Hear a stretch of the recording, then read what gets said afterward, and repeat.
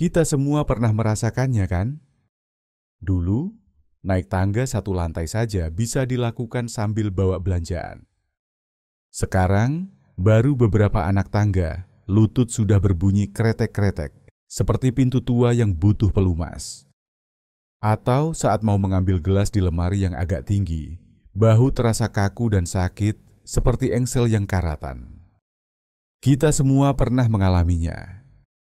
Faktanya, 8 dari 10 orang di atas usia 50 tahun mengalami nyeri sendi, tapi hanya sedikit yang tahu cara merawatnya secara alami.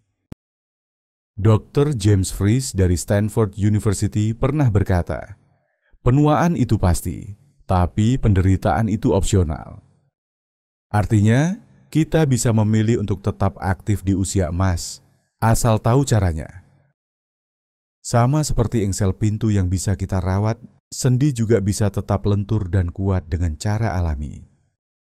Di video ini, kita akan bahas 3 langkah praktis yang bisa dimulai hari ini, tanpa obat mahal atau alat khusus. Dulu, nenek kita jarang mengeluh sakit sendi. Apa rahasianya? Bumbu dapur, yang ternyata adalah apotek alami. Mari kita lihat lebih dalam bagaimana makanan, gerakan, dan kebiasaan sehari-hari bisa membantu merawat sendi. Pertama, makanan. Obat sendi sebenarnya sudah ada di dapur kamu. Kunyit dan jahe, rempah yang menjadi tukang servis sendi. Kunyit dan jahe bukan sekadar bumbu dapur. Mereka memiliki manfaat luar biasa untuk kesehatan sendi. Studi di Journal of Medicinal Food membuktikan bahwa kurkumin dalam kunyit sama efektifnya dengan ibuprofen untuk meredakan nyeri sendi, tapi tanpa efek samping. Tips sederhana, tambahkan 1 sendok kunyit bubuk ke susu hangat sebelum tidur. Ini adalah kebiasaan turun-temurun yang terbukti ampuh. Jika Anda suka, tambahkan sedikit madu untuk rasa yang lebih lezat. Mengapa kunyit efektif? Kurkumin memiliki sifat antiinflamasi yang sangat kuat. Ketika dikonsumsi secara teratur, ia dapat membantu melawan peradangan kronis yang sering menjadi penyebab utama nyeri sendi. Bahkan, penelitian menunjukkan bahwa kurkumin dapat membantu menghambat enzim yang menyebabkan kerusakan pada kartilago sendi. Jahe selain dikonsumsi sebagai teh, jahe juga bisa dicampurkan dalam masakan harian seperti sup atau tumisan. Rasanya hangat dan menyegarkan, serta membantu mengurangi peradangan. Jahe juga mengandung gingerol, senyawa aktif yang dikenal dapat meningkatkan sirkulasi darah dan meredakan nyeri otot. Berikutnya adalah ikan kecil yang sering diabaikan. Ikan kecil seperti ikan teri, sarden, dan ikan kembung adalah sumber omega-3 yang sangat baik. Omega-3 dikenal sebagai antiinflamasi alami yang membantu menjaga sendi tetap sehat. Contoh praktis, coba tumis ikan teri dengan bawang putih dan cabai. Hidangan ini tidak hanya murah, tetapi juga jauh lebih sehat daripada suplemen mahal. Mengapa omega-3 penting? Omega-3 membantu mengurangi produksi prostaglandin, zat kimia yang menyebabkan peradangan. Penelitian menunjukkan bahwa mereka yang rutin mengonsumsi omega-3 memiliki risiko lebih rendah mengalami osteoartritis. Selain itu, omega-3 juga membantu menjaga kesehatan jantung, yang penting bagi mereka yang berusia di atas 50 tahun. Ikan kembung, salah satu jenis ikan yang harganya terjangkau namun kaya akan omega-3. Anda bisa mengolahnya menjadi pepes atau digoreng dengan sedikit minyak zaitun. Untuk variasi, coba tambahkan ikan kembung ke dalam salad atau sandwich. Berikutnya adalah kuah tulang, kolagen gratis. Merebus tulang sapi atau ayam selama 3-6 jam akan mengeluarkan gelatin alami yang menyegarkan sendi. Kuah tulang ini tidak hanya lezat, tetapi juga kaya akan kolagen yang penting untuk menjaga elastisitas sendi.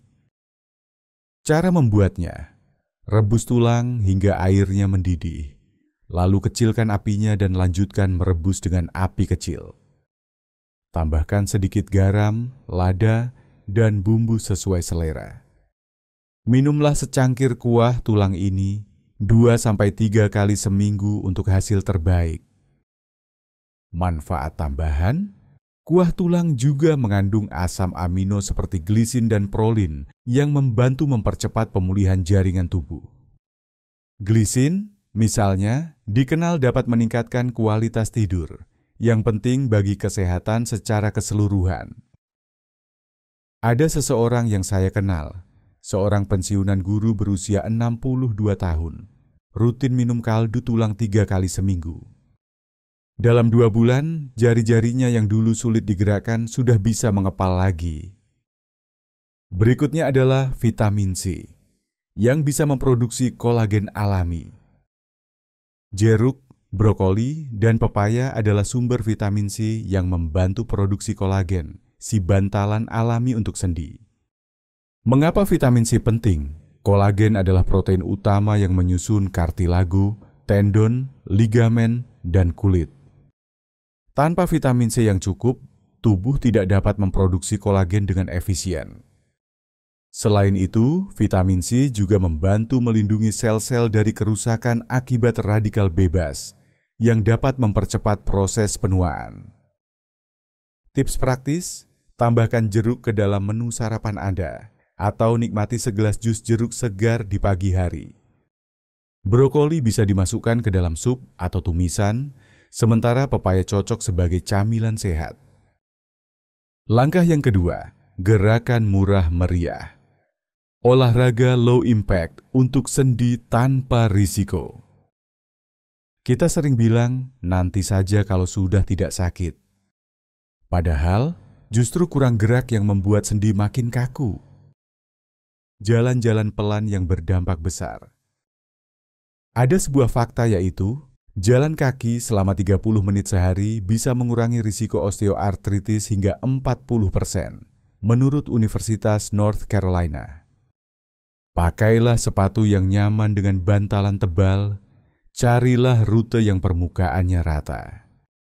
Lebih baik lagi jika ada lintasan alam yang permukaannya lebih empuk daripada beton. Mengapa jalan kaki efektif? Jalan kaki adalah salah satu bentuk latihan low impact yang paling mudah dilakukan. Aktivitas ini membantu melancarkan sirkulasi darah ke sendi, memperkuat otot-otot pendukung, dan meningkatkan fleksibilitas. Selain itu, jalan kaki juga membantu mengurangi stres yang dapat memperburuk kondisi inflamasi. Latihan gantung beban untuk lutut. Gerakan sit to stand ini melatih otot paha dan lutut. Mulailah dengan 5-10 repetisi per hari, pakailah kursi yang kokoh dan stabil. Latihan ini sangat cocok untuk pemula karena minim risiko cedera. Mengapa penting? Otot quadricep, paha depan, dan hamstring, paha belakang, adalah otot-otot utama yang mendukung lutut. Dengan memperkuat otot-otot ini, Anda dapat mengurangi beban langsung pada sendi lutut, sehingga mengurangi risiko cedera. Alternatif lainnya, bisa dengan latihan tai chi atau yoga ringan juga bisa meningkatkan kelenturan tubuh secara keseluruhan. Tai chi, misalnya, adalah seni bela diri yang lambat dan lembut. Cocok untuk mereka yang ingin meningkatkan keseimbangan dan fleksibilitas tanpa risiko cedera. Renang tanpa harus basah. Tidak bisa berenang? Coba aqua jogging, berjalan di kolam renang dengan air sepinggang.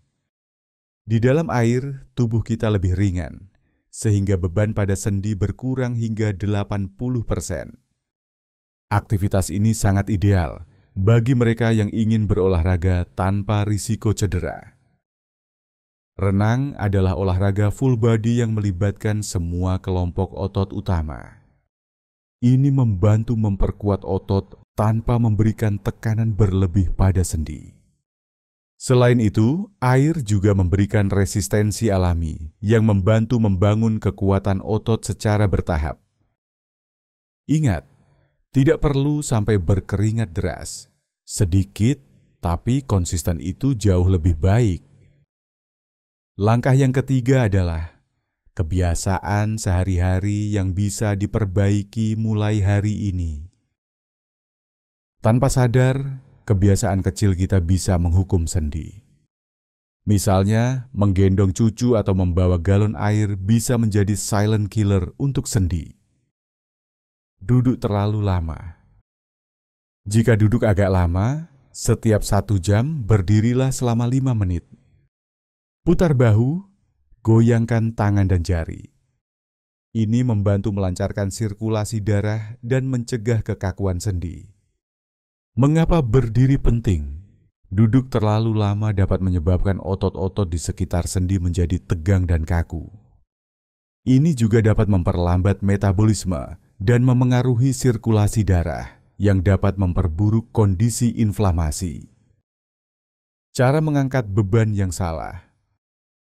Kalau mengangkat sesuatu, apalagi yang agak berat, jangan membungkuk, tekuk lutut, angkat barang dengan tenaga paha, bukan punggung.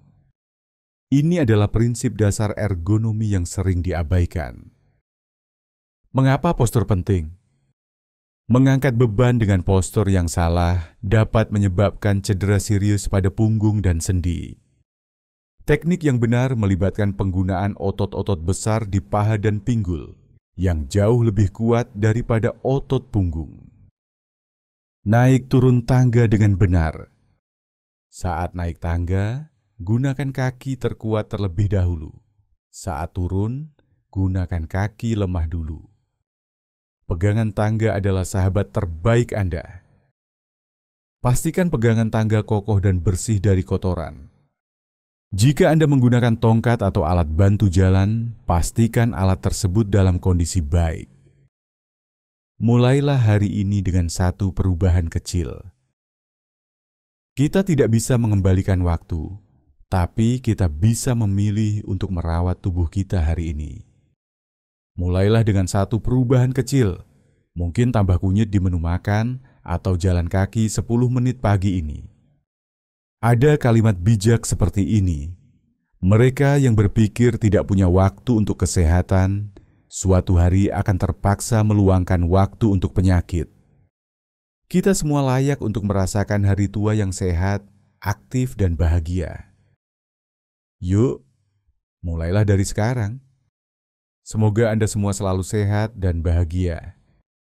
Jika Anda suka dengan video ini, jangan lupa untuk klik tombol like, subscribe, dan share video ini. Sampai jumpa di video berikutnya.